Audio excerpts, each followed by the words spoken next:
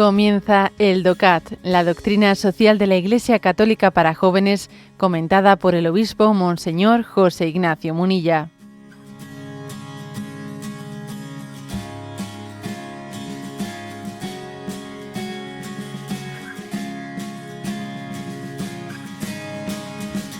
Punto 54. ¿Qué hace que cada ser humano sea único? Y responde: cada uno es único porque Dios lo quiso como persona irrepetible. Lo creó por amor y lo redimió con un amor aún mayor.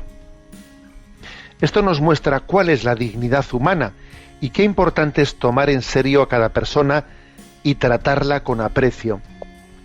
Este deber sirve igualmente para sistemas políticos e instituciones, pues también ellos deben de respetar la libertad y la dignidad de la persona humana. Y no solo eso, han de promocionar igualmente el desarrollo integral de la persona. Ninguna comunidad puede excluir el desarrollo a individuos o a grupos. Bueno, es una, dentro de esta presentación, ¿no?, de la doctrina social de la Iglesia se está fundando el porqué de nuestro personalismo, o sea, el porqué la doctrina social de la Iglesia pone en el centro a la persona. ¿Por qué? Porque somos únicos e irrepetibles para Dios, porque Dios nos ha querido personalmente a cada uno. Hemos sido amados y conocidos por Dios antes de nuestra existencia. Hay una diferencia entre esa experiencia del amor incondicional que tenemos con nuestros padres y la que tenemos con Dios, y es que nuestros padres nos han, así debe ser, ¿no?, así está llamada a ser la paternidad y maternidad, ¿no?, de la familia.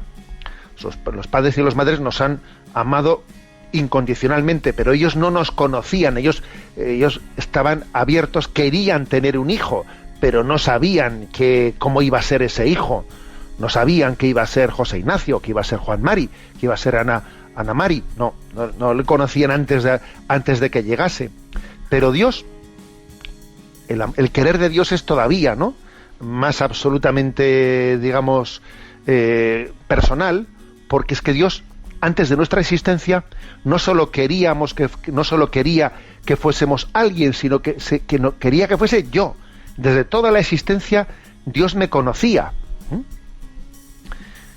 y me ha querido como soy. Dios me ha querido como soy. Es un aspecto básico para que uno no se avergüence de sí mismo. No se avergüence de sí mismo. Dios te quiere como eres, ¿no? Y al mismo tiempo te sueña distinto. Te sueña santo. Y los sueños de Dios tienen la capacidad de hacerse plenamente realidad.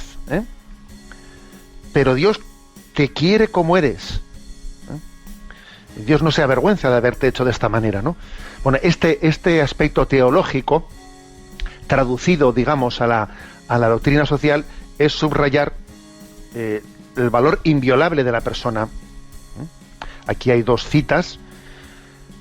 Un tal Albert Schneercher que dice: el humanitarismo consiste en no sacrificar jamás un ser humano por un fin. Un ser humano es un fin en sí mismo. Luego no le sacrifiques por un fin. Y hay otra cita de nuestro Papa Emérito, Benedicto XVI, que dice: no somos el producto casual y sin sentido de la evolución. Cada uno de nosotros es el fruto de un pensamiento de Dios. Cada uno de nosotros es querido, cada uno es amado, cada uno es necesario. Además, fue dicha esta expresión, es una expresión de la homilía del inicio de su pontificado. El día que él inició su pontificado, en su homilía pronunció estas palabras, ¿no? Cada uno de nosotros no somos el producto casual y sin sentido de una evolución, no. Hemos sido fruto de un pensamiento de Dios. Por eso yo soy querido, soy amado. Dios ha querido que sea necesario. Ha querido que sea necesario. Bueno, pues esto lógicamente le da una centralidad a la persona humana, que cambia completamente las cosas, ¿no? Y hace que en la estructuración sociopolítica pues se haga en términos personalistas, en términos en los que no está, digamos, pues la institución por encima de la persona, sino está la institución al servicio de la persona y al servicio de la familia, de la familia. Este es el sustento humanitario, ¿no? del humanismo cristiano, que está en la base de la estructuración de la sociedad.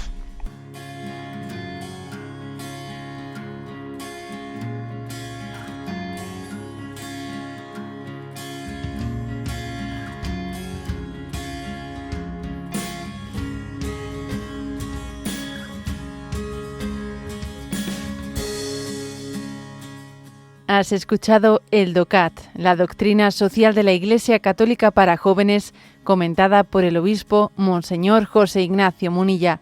Encuentra todos los audios en radiomaria.es.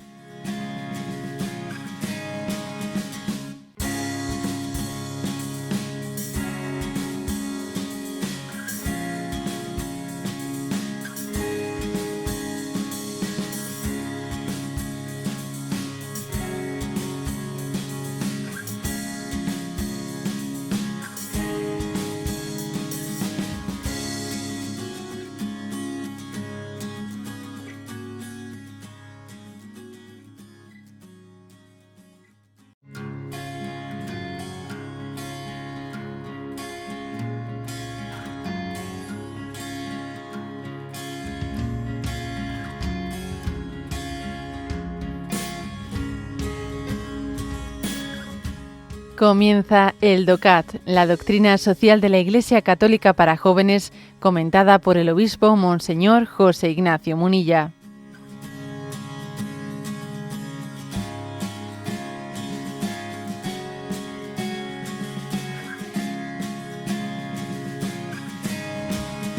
Punto 55, que dice así.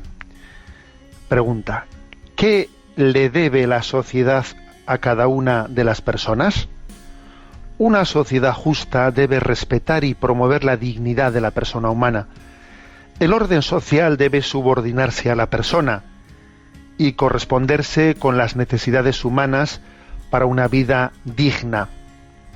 Esto excluye cualquier forma de explotación o de instrumentalización con fines económicos, políticos o sociales. El ser humano no puede ser jamás un mero medio para alcanzar un fin, sino que él debe ser el fin en sí mismo. Hasta ahí llega el punto.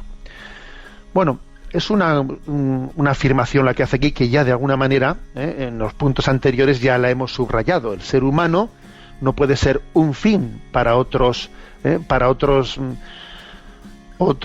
fines que no sean su propio bien, para un fin político, para un fin social.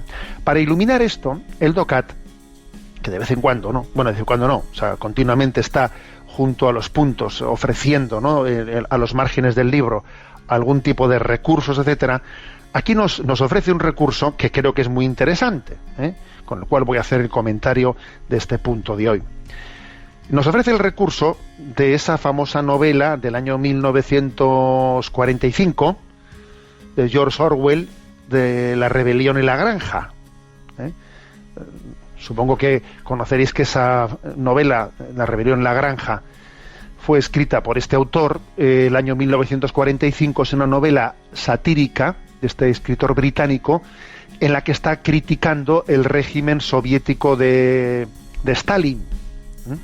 Este hombre, Orwell, él había sido o era socialista, ¿no?, o socialdemócrata, pero se siente traicionado viendo cómo ese Stalin,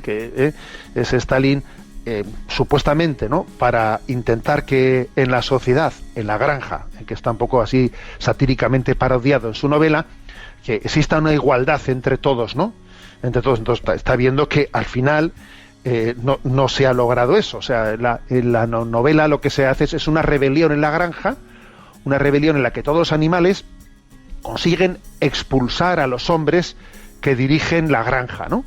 Es la imagen de la Revolución Soviética de, a ver, expulsamos a las clases dominantes, entonces todos nosotros somos iguales.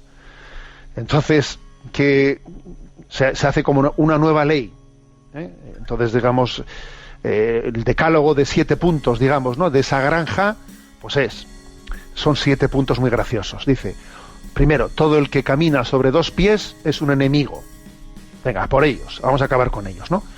Todo lo que camina sobre 4 patas o tenga alas es amigo. Ningún animal usará ropa, ningún animal dormirá en la cama, ningún animal beberá alcohol, ningún animal matará a otro animal y al final todos los animales son iguales. Así comienza esto, ¿no? Pues nos cargamos a la clase dirigente, ellos son los enemigos, nosotros somos los buenos, venga, y hacemos un código. ¿Qué ocurre? Que enseguida comienza, ¿no?, en esa granja comienza pues a haber afanes de protagonismo, intentos en los que el poder intenta controlar a los demás y se empiezan a utilizar, ¿no?, a unos para mis fines, para los otros, y nosotros mismos nos convertimos unos en carceleros de los otros, expulsamos a los de arriba y al final nosotros, y poco a poco van cambiando esas siete normas, ¿no?, de ese decálogo de 7 puntos que se había puesto, se van cambiando. Cuando dicen ningún animal dormirá en la cama, dice, bueno, pero sin sábanas, porque con sábanas igual sí. Ningún animal beberá alcohol, bueno, pero en exceso, y poco a poco, ningún animal matará a otro animal, bueno, pero salvo en caso de necesidad. Y al final se cambia el último de los puntos, ¿no?, que era, todos los animales son iguales. Y aquí es lo que ha traído a colación el DOCAT, cuando dice, todos los animales son iguales, pero algunos animales son más iguales que otros. Y terminan cambiando el 7º punto, que había comenzado diciendo, todos los animales son iguales, pero finalmente todos los animales son iguales, pero algunos son más iguales que otros. Es decir, ¿qué ha ocurrido? ¿Por qué trae el DOCAT aquí a colación de esta novela para iluminar este punto? Pues es que si no partimos del reconocimiento de la dignidad personal, espiritual, interior, si eso de que todos somos iguales es un pacto político, si solamente es un pacto político, mira, un pacto político sirve mientras que me cuadre, Cuando resulta que para los fines últimos, que son el poder, al final siempre es el poder, cuando al final me interese otra cosa, pues entonces ya todos no somos tan iguales, ya hay unos más iguales que otros. Es decir, la igual dignidad del hombre no tiene que ser una definición política, sino tiene que estar sustentado en una afirmación antropológica de la dignidad interior del hombre. Si no es así, tarde o temprano, como le pasó a Stalin, que comenzó diciendo todo el pueblo es igual. Sí, todo el pueblo es igual. Ya te voy a decir yo, claro, esta es la crítica de la rebelión en la granja. Es que al final se comienza luchando contra una desigualdad y tú mismo vuelves a generarla. Porque la única manera, ¿no?, de salir de esa espiral es descubrir la dignidad espiritual del hombre, que es prepolítica, que está antes de cualquier configuración política. Bueno, dejamos ahí ese comentario.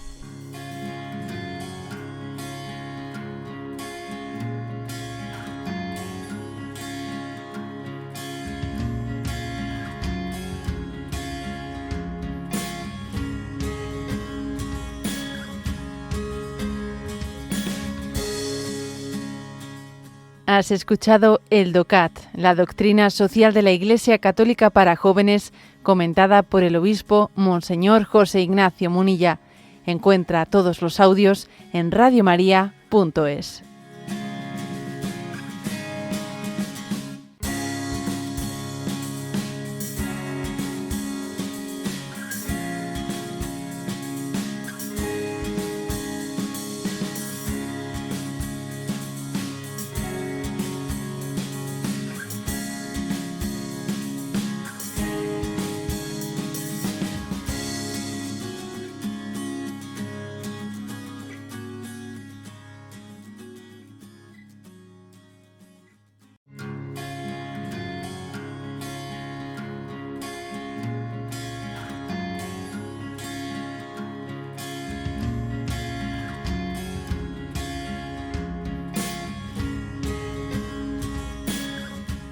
Comienza el DOCAT, la doctrina social de la Iglesia Católica para jóvenes, comentada por el obispo Monseñor José Ignacio Munilla.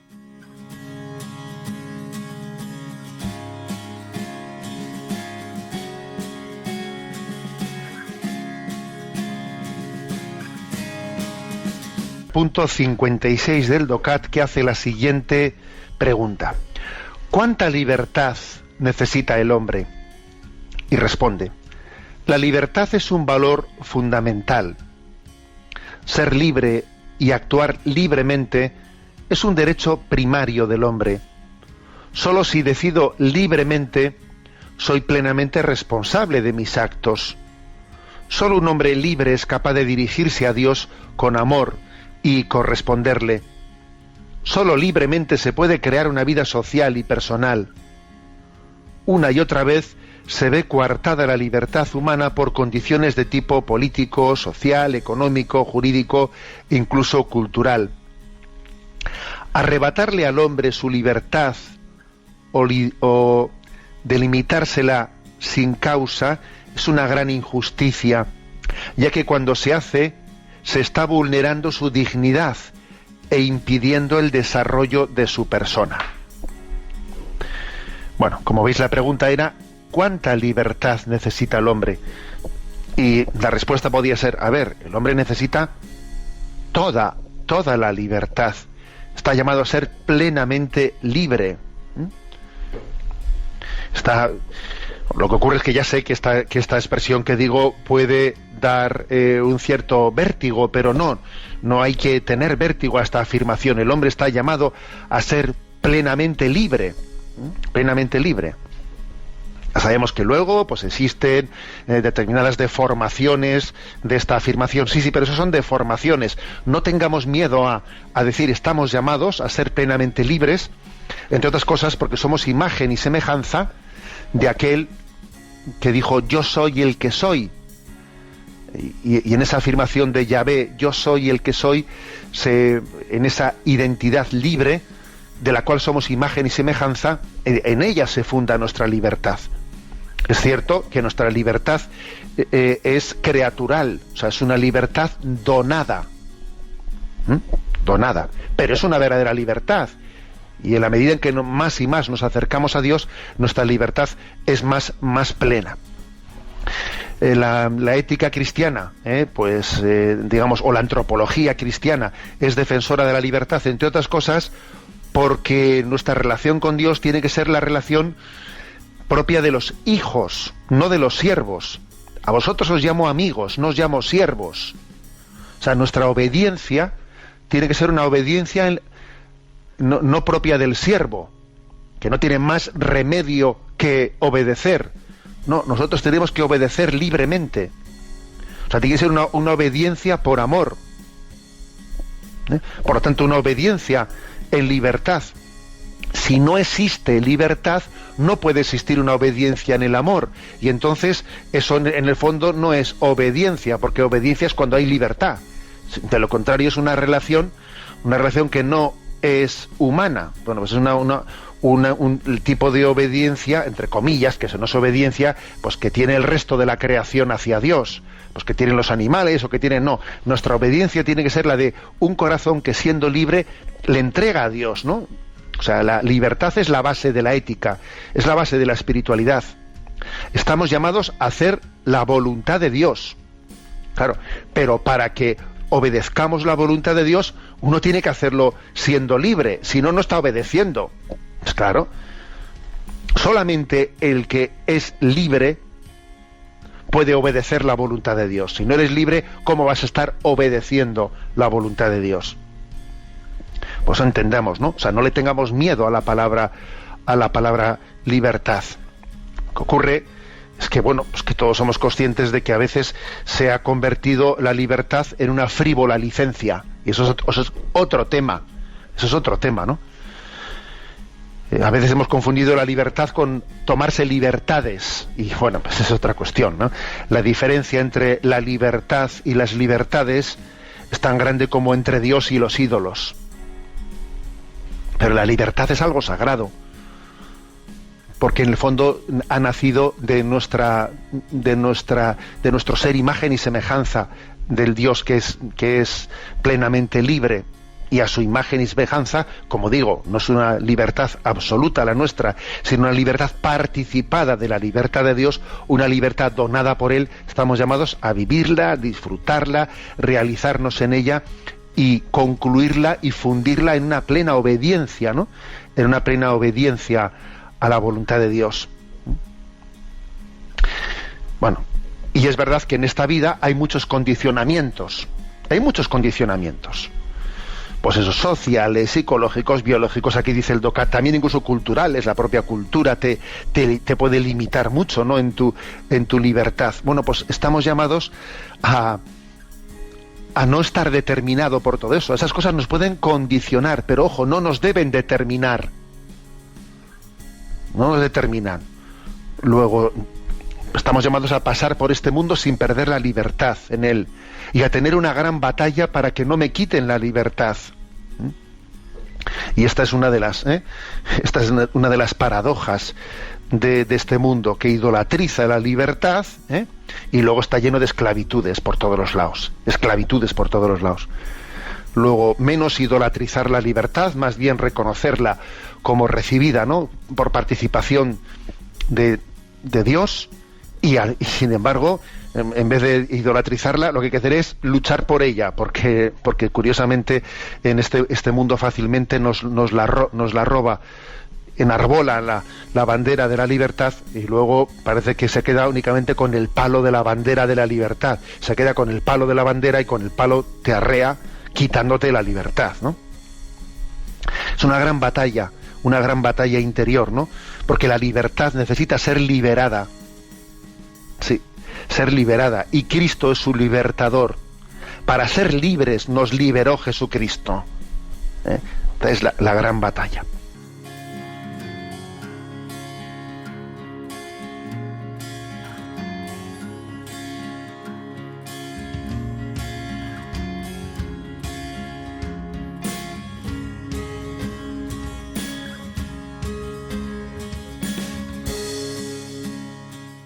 Has escuchado el DOCAT, la doctrina social de la Iglesia Católica para jóvenes, comentada por el obispo Monseñor José Ignacio Munilla. Encuentra todos los audios en radiomaria.es.